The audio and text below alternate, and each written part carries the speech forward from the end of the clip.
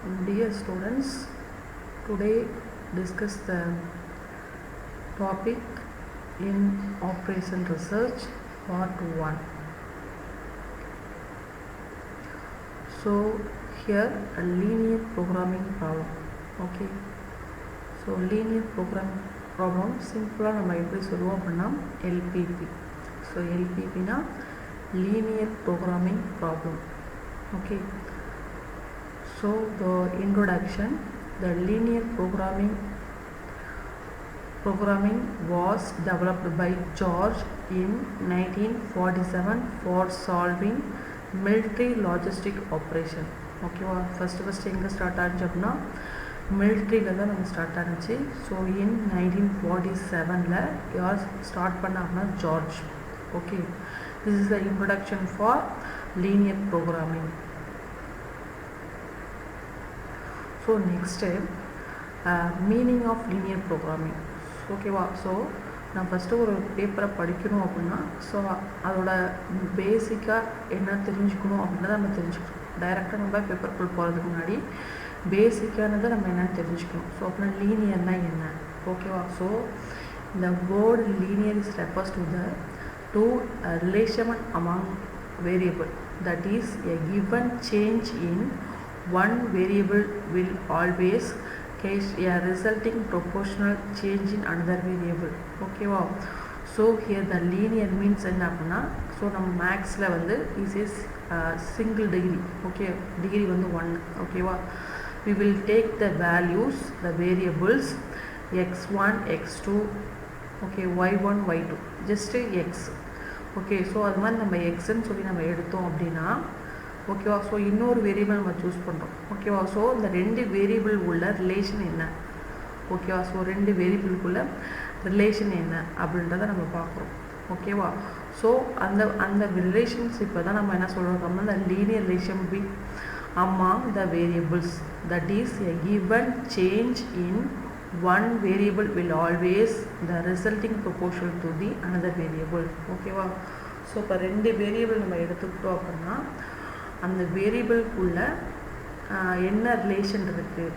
ஓகேவா, ஸோ அந்த என்ன ரிலேஷன் இருக்கிறது தான் we will find the variables. ஓகேவா, ஸோ x1 x2ன்னு எடுத்துட்டோம் அப்படின்னா ஸோ x1ன்றது பெருசா இல்லை x2ன்றது பெருசா, ஸோ x1ன்றது சின்னதா இல்லை x2ன்றது நம்மளுக்கு சின்னதா அப்படின்றத செக் பண்ணுறது தான் ஈஸியாக. We will take the given change in one variable is always the resulting proportional to in another variable. Okay wow. So here the linear programming means the word linear refers to linear relationship among variables. Okay, that a given change in one variable will always the resulting proportional change in another variable. Okay, so next the word programming, it refers to the modeling and solving a problem mathematically that involves the economic allocation of limited resources by choosing a strategy among various alternative strategies to achieve the desired objective. Okay, so நம்ம real life உள்ள ப்ராப்ளத்தை நம்ம என்ன பண்ணுறோம்னா மேத்தமெட்டிக்கலாக we will convert. ஓகேவா, so modelling and solving. ஓகேவா, so modelling and solving problem mathematically that involves the economic allocation of limited resources by choosing a strategy by among various alternative strategies to achieve the desired objective. Okay, so real life problem நம்ம என்ன பண்ணுறோம், we will convert the mathematical problem. So next the linear programming, that means LP, is a mathematical modeling technique useful for the allocation of limited resources such as labor, material, machine, time, warehouse space and capital, energy, etc. to several competitive activities such as products, service, job and new projects, etc. Okay wow. So the mathematical model நம்ம convert பண்ண பிறகு the technique uses the allocation limited resources labor. ஓகேவா, so labour அப்படின்னாவே நம்மளுக்கு என்ன products வந்து கிடைக்கும். So material. ஓகேவா, ஸோ மெட்டீரியல் யூஸ் பண்ணி நம்ம என்ன பண்ணுறோம், so we can form the ஒரு நியூ ப்ராடக்ட். ஓகேவா, so the machine. So next வந்து என்ன அப்படின்னா டைம், எனர்ஜி. ஓகே, ஸோ இதெல்லாம் ஃபார்ம் பண்ணி so we will develop the value, develop the products and the service and the job and new project. Okay, also the general LPP calls the optimizing a linear function of variables called the objective function subject to a set of linear equation and or inequalities called the constraints or restrictions. Okay, so LPP என்றது என்ன சொல்றாங்கன்னா variables, objective functions or constraints. Okay, so three components. Okay, so here the variables, objective, constraints. Okay, this is the LPP. So next, so the general structure of LPP, the first one decision variable, the second one objective function, the third one constraints. So previously நம்ம LPP பார்த்தது, LPல பார்த்தது தான் நம்ம சொல்லியிருப்போம். So decision variables, objective function, constraints. Okay, so next first நம்ம என்ன பண்ணோம், decision variable. Decision variable means என்ன அப்படின்னா we will take the variables x1 x2. Okay, so அல்ல அப்படின்னா என்ன y1 y2. Okay, so we will the value, so in the value எப்படி இருக்கும்னா is a non-negative இருக்கும். We will take the value is non-negative. So here the activities that are the competitive one another to for sharing the resources available. Thus the variables are usually interpreted in terms of situations of resources and need simultaneous solution. All variables are considered as continuous, controllable and non-negative. Okay, wow. So the variables வந்து நமக்கு continuous இருக்கும், controllable and non-negative values. So அப்படினா decision variable என்ன x1 x2 இல்ல y1 y2. Okay, this is the values. We will take the non-negative values. So next வந்து objective function. Objective function means the maximize of profit and minimize of the cost. Okay, this is the objective function. Okay, so here LPP must have an objective which should be clearly identifiable and measurable in quantitative terms. It could be the maximize of profit and minimize of the cost. The relation among variables representing the objective must be linear. Okay, wow. So the relation among the variables representing must be the objective must be a linear. Okay, so now objective function means maximize of profit and minimize of a cost. Okay, next constraints. The constraints, such as constraints must be expressed as the linear inequalities or equation in terms of decision variable. Okay, so constraints means the linear inequalities or equation in terms of decision variables. This is called a constraints. Okay, so now நம்ம என்னன்னு சொல்றாங்க பார்க்கலாம். There are always certain limitation or restriction or constraints on the uses of resources such as labor, space, raw material, money, etc. that limit the degree to which an objective can be achieved. Okay, such a constraint must be expressed as the linear inequalities or equation in terms of decision variables. Okay, so this is the constraints. So next we will take the one problem. So this is the real life problem. Okay, ஒரு government கம்பெனியில் உள்ள ப்ரொடக்ஷனை வந்து நம்ம எப்படி வந்து ஒரு weekly ப்ரொடக்ஷனை வந்து எப்படி வந்து ப்ரொடக்ட் பண்ணுறாங்க அப்படின்றத நம்ம பார்க்க போகிறோம். So here the problem, the XY is at the government company manufacture men's shirts and women t-shirts for ABC discount stores. The ABC will accept all the production supplied by the company. The production produces includes cutting, spinning and packing. So cutting என்றது நமக்கு தெரிஞ்சதுதான். Spinning means என்ன அப்படின்னா தையல் தைக்கிறது and package-னா back பண்ணுறது. So XYZ employs 25 workers in cutting department and 35 in the spinning department and 5 packaging. Is a 5 வந்து என்னது package department. So in the factory one day in the 8-hour shift and the 5 days a week. Okay, so one day and the 8-hour shift and the 5 days work. Okay, so ஒவ்வொரு டிபார்ட்மெண்ட்லையும் வந்து எத்தனை பேர் work பண்ணுறாங்கன்னு சொல்லிட்டாங்க. 25 இந்த வந்து cutting, 35 வந்து தையல் தைக்கிறதுல, 5 வந்து பேக்கேஜில். ஸோ எவ்வளோ ஒர்க் பண்ணுறாங்க அப்படின்னா 8 hours வந்து ஒர்க் பண்ணுறாங்க. ஸோ 5 days ஒரு ஷிஃப்ட் வந்து 8 hours அப்புறம் 5 days ஒர்க் பண்ணுறாங்க. ஸோ இதோட டேட்டாஸ் வந்து கொடுத்துருக்காங்க. The following table gives the time requirements and the profit per unit for the two governments. Okay, so government ஓட the cutting, spinning, package unit profit நம்மளுக்கு என்ன. So ஷர்ட்டை வந்து நம்ம ப்ரொடக்ஷன் பண்ணும்போது என்ன நம்மளுக்கு ப்ராஃபிட் என்ன 8.